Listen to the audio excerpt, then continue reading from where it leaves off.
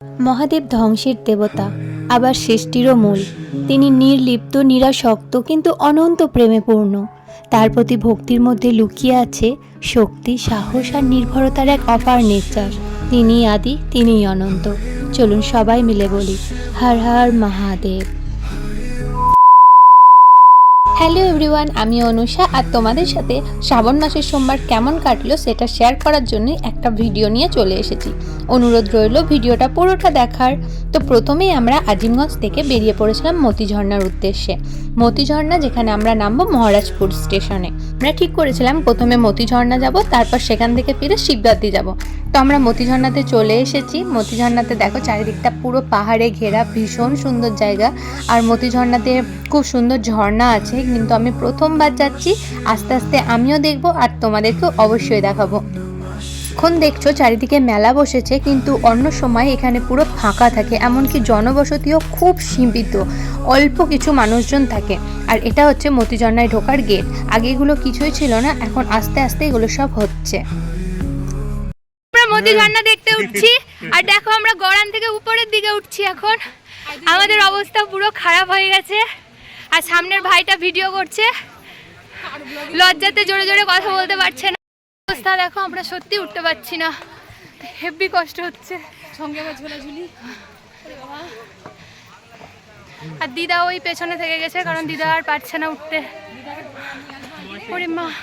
আর দেখো আমরা ঝর্ণার কাছে পৌঁছে গেছি। ওই যে দূরে ঝর্ণা পড়ছে, দেখো দারুণ লাগছে। এই দেখো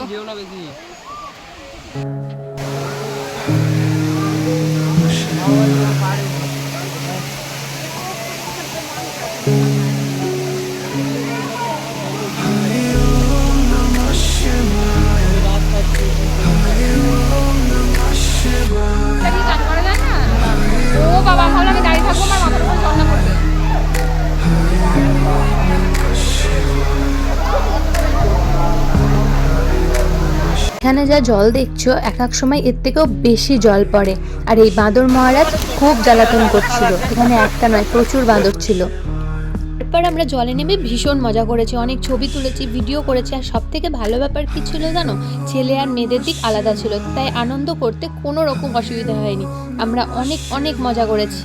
এরপর আমরা ভেজা জামা কাপড় বদলে চলে এসেছিলাম ঠাকুর দর্শনের জন্য। আর এই মন্দিরটি পাহাড়ের তলায়। দেখো সকলে মাথা নিচু করে করে ঢুকছে। ভিডিও দেখে তোমরা বুঝতেই পারছো কতটা নিচুতে আছি আমরা। আর আমাদের পেছন থেকে ঝর্ণাও দেখা যাচ্ছে, আর সেই দৃশ্যটা ছিল অসাধারণ। ক্যামেরায় অত সুন্দর ধরা না পড়লেও সামনাসামনি যারা দেখেছে তারা এই দৃশ্য কখনো ভুলতে পারবে না। অসাধারণ। তারপর আমরা চলে এসেছিলাম মহারাজপুর স্টেশনে। যাওয়ার সময়তেই দেখেছিলাম এখানে খাওয়ানোর আয়োজন চলছে, সমস্ত যাত্রীদের এখানে খাওয়ানো হচ্ছে, তাই আমরাও খেতে বসে পড়লাম। স্টেশনে প্রচণ্ড বৃষ্টির কারণে আমি ভিডিও করতে পারিনি। শিবঘাটিতে এসে দেখো পরিস্থিতি, সবাই ত্রিপল ঢাকা দিয়ে দিয়ে ঘুমিয়ে আছে, এত বৃষ্টি পড়ছিল। ঝড় বৃষ্টি তুফান যাই হোক না কেন, বাবার ধামে গিয়ে নিজের মনের আনন্দকে কখনো চেপে রাখতে নেই। তাই ছেলেপিলেরা বৃষ্টির মধ্যেও বক্স চালিয়ে নিজেদের নাচ থামায়নি। এখানে প্রত্যেকে অনেক নাচানাচি করছিল, আর আমরা দূর থেকে দেখছিলাম। যেহেতু মন্দিরটি পাহাড়ের ওপরে, তাই সকলে রাত 2টো থেকে লাইন দিয়েছে জল ঢালতে ওঠার জন্য। আর প্রত্যেকে স্নান করে এখানে লাইন দিয়ে দিয়েছে। যারা প্রতি বছর যায় তাদের কাছ থেকে জানা যাচ্ছে যে এই রকম ভিড় এর আগে কখনো হয়নি। প্রতি বছর ভিড় হয়, কিন্তু এবছরের মতো ভিড় হয়নি। এবছর অসম্ভব ভিড় হয়েছিল।